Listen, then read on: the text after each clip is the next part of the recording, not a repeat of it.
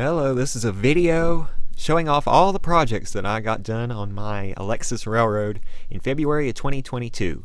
I'm recording this on February 4th, 2023, so a year's worth of hindsight. Looking back at the grand old time that was February of last year, it was actually my most successful month on YouTube ever, most views ever, most money ever, most subscribers gained ever. And now a year later, it's going to be the worst month in 2 years, February 2023, unless something changes. This will probably not change it, because as enjoyable as it was to put these carts together, it might not be the most... Oh look, there's me unboxing the couplers. I was all dressed up for that. Don't remember why. Probably meant to make a video out of it, but it was too slack to actually make a video out of it. But you see it here. And here's making more coupler pockets. Drilling all the holes. That way I can weld it together later on. I have some theories if I make more of these coupler pockets for future stuff, making them in a way that requires less welding. But still, it's very nice. It's good practice. Of course, welding the inside of it, if it's looks disgusting, there's no way to get a grinder in there. I don't have a grinder that fits in there very well. Now I can grind the outside of it so it looks nice and shiny and chrome.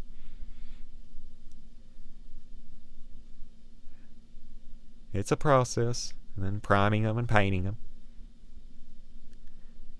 Recently discovered that the plastic caps on paint cans are recyclable for one of my uncles. He can make interesting plastic stuff out of it, recycling it. What's that I'm welding there? I don't even know. Oh, that was the switch point. Yeah, I remember that. It doesn't work very well. It works well here, but it got bent up a couple times on the end. So, if in the future I intend to make any switches that I have that are switches like this out of square tube, I'm going to have to break down and actually spend money on square tube if I'm wanting to make a switch like this. But I could, in theory, make a stub switch, and I just won't be able to have a spring switch. Like, my hope here was to be fancy and have a bunch of spring switches everywhere, but it just ain't gonna work. Pipe doesn't work for that. It's just too round, and that is way too sharp of a curve. Like, those wagons, those carts that I'm putting together right there are really too long of a wheelbase to go through that switch easily. And if I'm wanting to get some nice, 18-foot long train cars built, it just ain't gonna work. I'm gonna have to redo that switch at some point. There's my rowing back and forth on train cars. I think a few of those ended up as proper YouTube videos. I mean, maybe not proper YouTube videos. Shorts before shorts were a thing.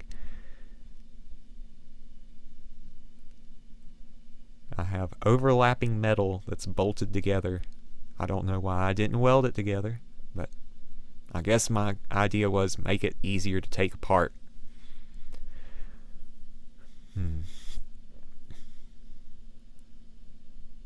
Yep, it's a process. This video is sped up times 100, and I hate to say it, after the whole month of February I only did, I don't know how many hours worth of work, but it wasn't in the hundreds. I think I had a hard time getting the crate around the drill press. So I tried using the hand drill, but the drill press just works better, I think, sometimes. Just gotta set it up on blocks. Having a little portable, drill press like that is definitely a useful thing. I hate to say it, I have a little cart that my parents were kind enough to purchase quite a few years ago to roll that thing in and out of the barn, but the cart got kind of stuffed in the back of the barn, so end up just picking the drill press up and carrying it in and out, and the cart is just basically a shelf. Oh, and there's unboxing wheels that were kept behind the model train layout. Those were almost the last of the cheap wheels because they've gone up $50 a wheel since I bought those. I bought them in groups of 5, because if you got in excessive groups of 5, the shipping went up a whole lot. So I think I have 3 leftover wheels, which I can make something out of. I might make another loading ramp cart. That way I can have 2 of them. Yep, I'm pushing a train. Poling on the Alexis Railroad. There's measuring and making sure that things are in the right spots. And went and drilled holes that would line up with where the wheels were bolted on, where the tires were bolted onto the wagons. And drilling holes so that it all matches up. And we can just set it down on top of it and screw straight into the wood and not have to deal with screwing through the metal and all that mess. I don't know what I was doing right here, rearranging some stuff. Oh, I was rearranging so that we could move the big wagon. The big wagon, which now a year later, we're dreading having to put it back where it was because I never broke down and bought the wheels to put it on trucks. I was going to take the big wagon, like you see how the crates there have, 4 wheels on a 5-foot long crate.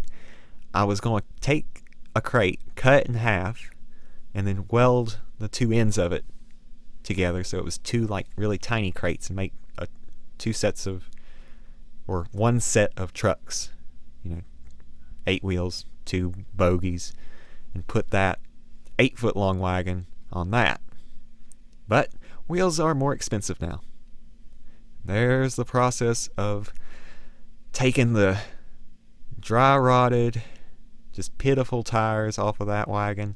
None of the tires on that wagon would hold air, so it was a pitiful case. Now the coach, there was only 1 tire that was really bad off on it, but look at it, it's like top heavy as can be, and it actually was even taller when it was originally built. I think it was originally built with I want to say it was originally built with a 6-foot high roof. Like, it was crazy. I was hoping that I could be able to stand up in it as I grew older, because it was built when I was 11 or 12. And my dad was kind enough to build that, and kind enough to move all this stuff to where it ended up.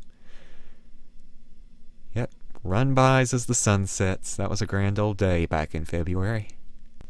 I got a whole lot done that day, and you can tell watching the video. Very thankful that I got parents who are pretty supportive of my nutty endeavors. I'm sorry I trash up their yard. I hope I can make it look a whole lot better one of these days. And at this point, had carts, but did not really have the tracks set up for it. So it was still sagging a whole lot there. And I still hadn't finished screwing it in when it got dark that night, so I had to finish all that stuff. Me with my watered down coffee.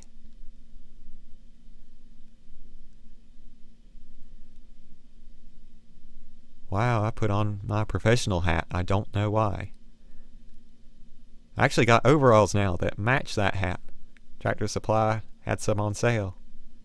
Just wandered in, going to get some flat bar for some current projects. I guess I got all dressed up so that I could record some videos of pushing train cars around the yard. One of these days I'll finish that work pit under the barn that I look forward to, and I won't have to do that anymore. I am amazed. That's a lot of dirt that's been piled up by hand. Yeah, it's been 3 years since I started that, but one of these days I'll be able to afford an excavator.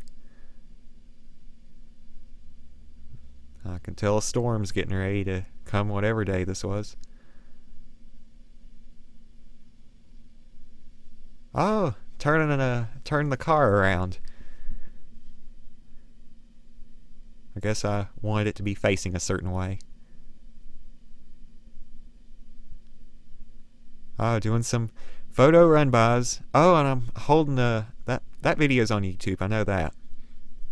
Holding a book about the Laurel Fork Railway, which was built as a sort of competition to the East Tennessee and Western North Carolina Railroad. And there is a quote in it that I may not repeat here. I said it in the video, I think. I may not have said it. I may have just shown the quote. But I'll try not to use such language, even though YouTube wouldn't care. You can say it on TV and nobody would care, but I think all of the words are in the Bible, so that makes it more okay. Laurel Fork Railway. Very odd story.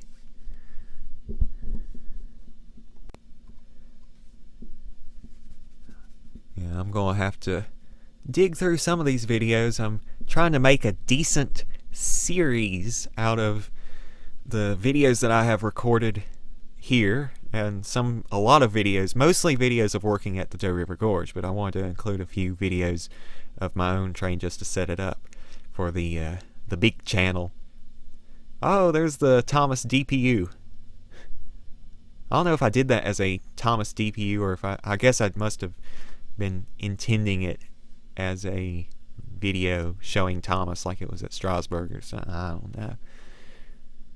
All these hopes and dreams. I'm glad that I did not, spend $10,000 building a 2-foot gauge Thomas replica, because the tent replica has not performed well. I know that it's pitiful, but I think that I've made probably less than $50 off of those videos.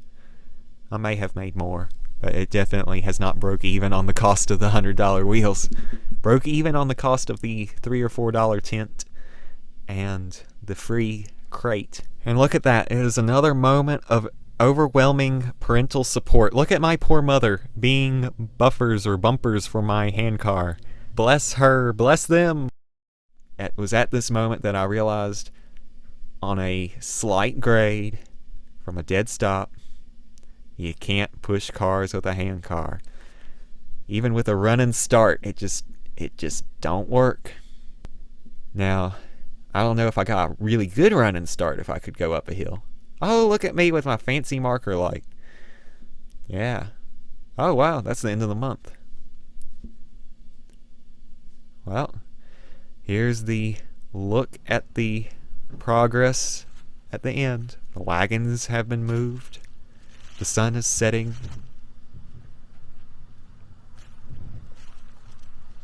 Even now, I look back at that and I go, well, in a year I've improved things. Hadn't improved that mud pit right there. One of these days, gonna have to break down and buy a mini excavator.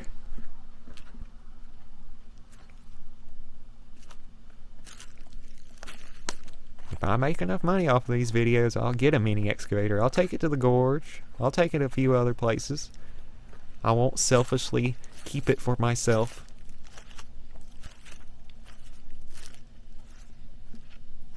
And actually right there, I pulled that out of a dumpster. Very thankful for that. That standard gauge rail cart that is definitely worth putting in the dumpster, but I thought that there might be a purpose for it. Because it's all rusted, bent up, and out of shape.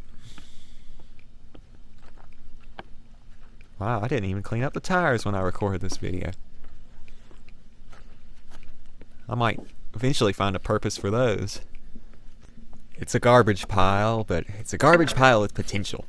I think to myself, if I was doing real railroad track, how difficult it would be to build, some dual gauge setup. It's very nice to use materials which are exceedingly flexible and cheap. And then when you finally get money, you can do something crazy. Now at this point, because YouTube was doing so well, I thought I was going to be able to afford to do all the crazy things to the handcar that I wanted to do to the handcar. Add the air compressors and the bells and whistles and the positive train control and all that wonderfulness. Because this was the best month ever on YouTube.